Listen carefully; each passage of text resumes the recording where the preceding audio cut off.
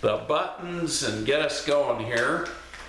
Thank you again for attending. I appreciate all of you. I hope you've noticed the energy has been shifting not only in me, but in all of us. And as we incorporate these teachings, it raises our vibration to the vibration of the Ascended Masters. And that's what the job is to get us in that fifth dimensional energy.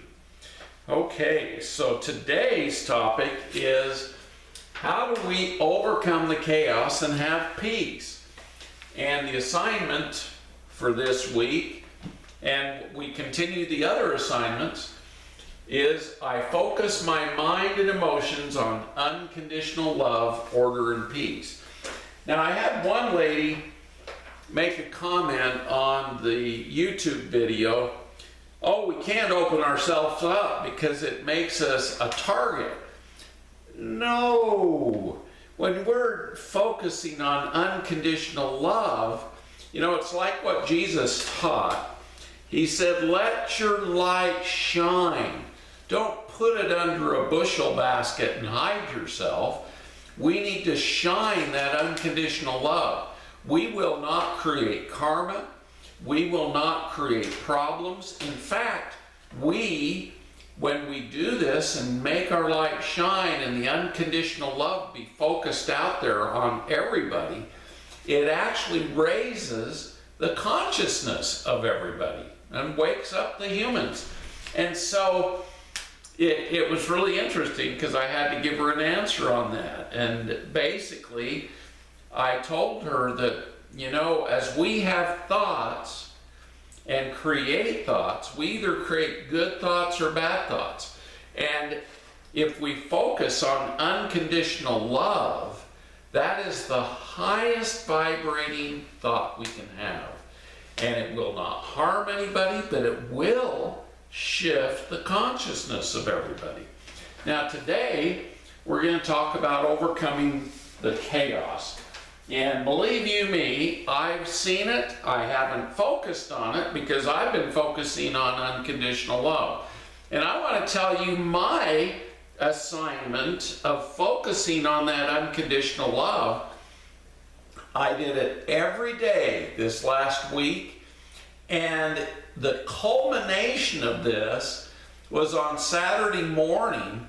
I was focusing on this unconditional love, and all of a sudden the heavens opened up and I could see the universe. And this unconditional love was not only going to our family here on earth, but it was going out to all the humans out in the universe.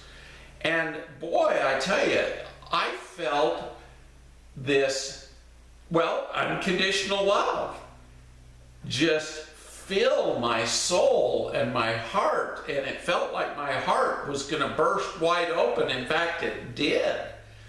And when it burst open, it was just amazing. It made me start crying. Here I was, you know, lying in my bed doing this. It was early morning.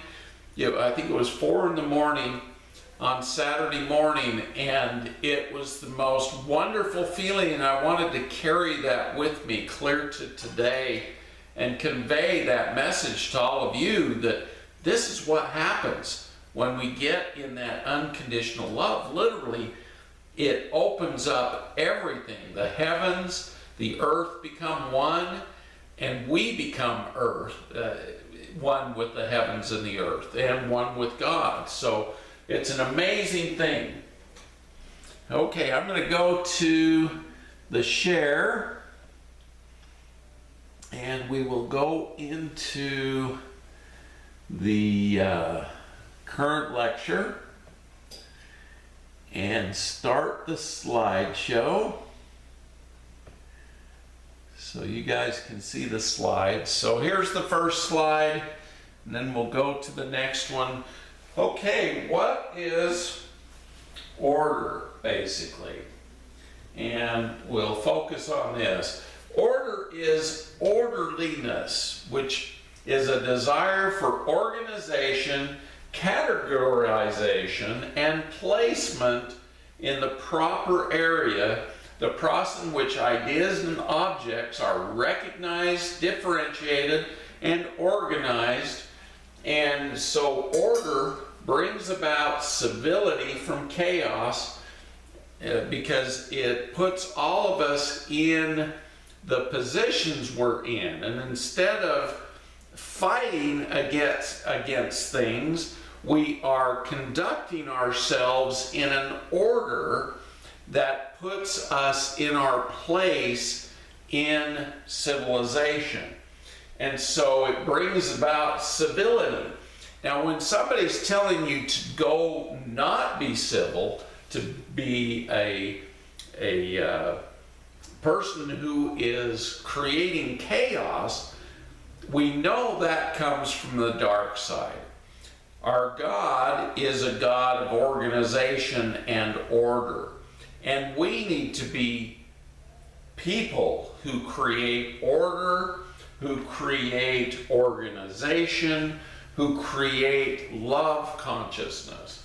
And a command from an authority or an officer or kingdom to say, do or bring something about, that is also can be an order. And so when a policeman says, put down your weapon, you put down your weapon. That's an order. And so, because if you bring it up, that you might get shot. Now, recently in Hong Kong, they've had very peaceful, organized protests against the socialist communist state coming in and just taking over everything, because they were free for many, many years. And when Britain handed over to communist China Hong Kong and the government of Hong Kong, they've been over the last 20 years changing things, and the people in Hong Kong have tried to be peaceful. But lately they've started instituting the communist regime there, and it's made people very uncomfortable. And so they've been having protests against this, but they've been very orderly, very kind. And one of the police officers literally attacked one of the protesters and literally shot and put him in a bad way. And so one of the things that's much more powerful is for us to bring out that peace and that love, that desire for order. It's very, very powerful. Now, why is order necessary? Order brings peace, it brings repetition, it puts people, places, and things in a category or evolving state of discipline, timeliness, civility, and organization. Order keeps planets, stars, galaxies from leaving their orbits and colliding with each other. Same thing with us. It keeps us humans from colliding and causing each other problems. So order and peace is very beneficial. Now I'm going to talk about the 7 principles in this third dimension. Now in the 5th dimension, some of these things aren't as applicable, but these are principles, 7 universal laws that explain the all. So we have the power to be aware of our thoughts. So the principle of thought, our thoughts are powerful. Cosmic waves in the universal sea of energy, we create those through our thoughts. As we were talking about matter and energy, now this world, this third dimension is made of what we call matter, or atoms. Now, it's been very interesting because as the scientists have tried to see the atoms, they're actually seeing waves of energy. And when they focus on it being atomic, it becomes an atomic structure. Now, this is quite fascinating because the matter doesn't exist until we focus on it. That to me means we have the power to change a wave into matter through putting our intent on it. So we can shift things from matter to energy and vice versa. And we want to become more energy. One of the reasons we're going through this process of having weakness, having illness, having disease, is to help us realize we need to focus on the creation of the energy and create healthy matter, healthy DNA, healthy atoms, healthy glands, organs, systems, a healthy body. And so the first law out of the 7 explains the all. That which is all is apparent to our material senses, matter and energy. Now this is the third dimensional definition. Spirit, which is itself the thought of the universal mind. The power of thought is incredible. Every time you think, you are emitting a unique electromagnetic unit going out into the ether, to the universe. It's a vibration, a personal vibration from each one of us. The second principle is the principle of correspondence. The principle of correspondence embodies the idea that there is always a correspondence between the laws of phenomena and the various planes of being and life. As above, so below. As below, so above. Jesus even taught this. And this principle states that there is a harmony, agreement, and correspondence between these planes, delineated as the great physical plane, the great mental plane, the great spiritual plane. Now, I have to add to this the great emotional plane. And we as humans get into our emotions, whether good or bad. And these emotions add energy to the thoughts and the correspondence. That's why I always tell people when they're doing any kind of decrees or any kind of devotion, add your love, add emotion. Higher emotions are the best. And these will add energy to your devotion and creation. The third principle is the principle of vibration. The principle of vibration embodies the idea that motion is manifest in everything in the universe, that nothing is at rest. Everything moves, vibrates, circles. This principle explains that the differences between the different manifestations of matter, energy, mind, and even spirit and emotions are the result of only different vibrations. The higher a person is on the scale, the higher the rate of vibration will be. Now, the all or I am is an infinite level of vibration. In other words, God is powerful, because that omni-vibration is something that is created throughout the universe and all the dimensions, all space, time, and even in parallel universes. And these vibrations can be millions upon millions of varying degrees. In fact, it's infinite or omni-vibratory between the highest levels, the all, and the objects of the lower vibration. And believe it or not, there's only 2 dimensions below ours, the first dimension, second dimension. First dimension is just a point. The second dimension is a line. Here in the third dimension, we have space, time, and dimension. And so mental transmutation is described as the practical application of this principle of vibration. To change one's mental state is to change vibration, and we either go higher or lower.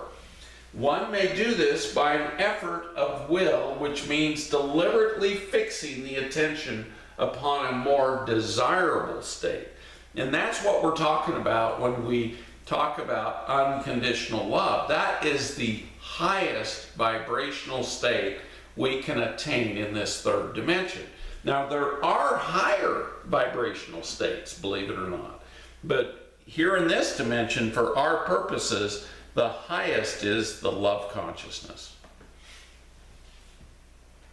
Now, the fourth principle is the principle of polarity. Now, that is more of a principle in this third dimension.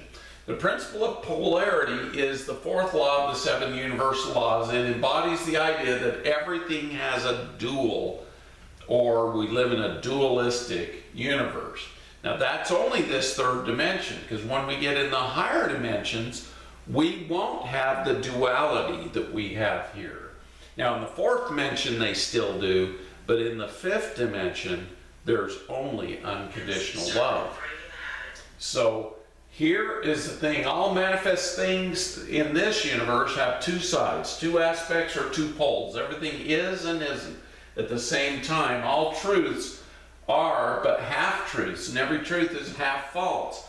There are two sides to everything. Even when you hear stories from people, if you hear it from another person, it'll have another side. Opposites are identical in nature, yet different in degree. Extremes meet and all paradoxes may be reconciled. Now, when we get into the fifth dimension, that dualistic nature disappears because everybody is vibrating in that unconditional love. So this principle is only in the third and fourth dimensions. Now, the fifth principle is the principle of rhythm.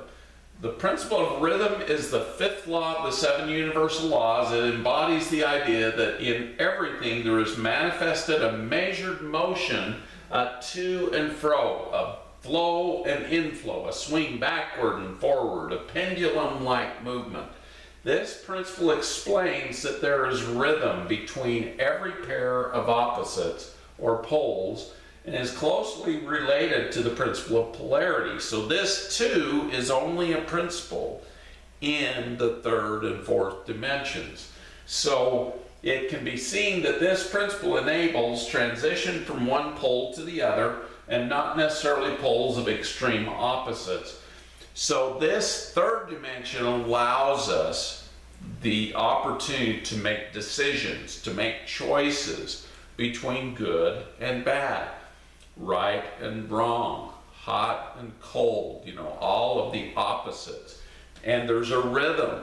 I've seen medicine over the years go back and forth towards principles that they teach. And they teach these principles like they're the law, and yet they'll swing back and forth. And even, heart disease. Well, a good example is circumcision. When I was in medical school, they were teaching circumcision was the cleanest. It kept the kids from having infections later in life, and it kept everything cleaner. And then the poles swing over were no circumcised. And now it's swinging back a little bit because they found, it does cause infections and stuff. So anyway, it swings back and forth, and this is a rhythm of the third and fourth dimension. Now, the sixth principle is that of cause and effect. The principle of cause and effect is the sixth law of the seven universal laws and explains that there is a cause for every effect and an effect for every cause. It also states that there is no such thing as chance, that chance is merely a term indicating extreme causes and effects are not recognized or perceived. The principle is clarified in the causation. And we find through our life, everything happens for a reason. Now, a lot of us came into this life with a lot of karma. We had previous lives where we did things, and we came here to redo it and make sure we get everything better, get it right this time. But that's a third and fourth dimensional law. It's not a principle in the fifth dimension. In the fifth dimension, we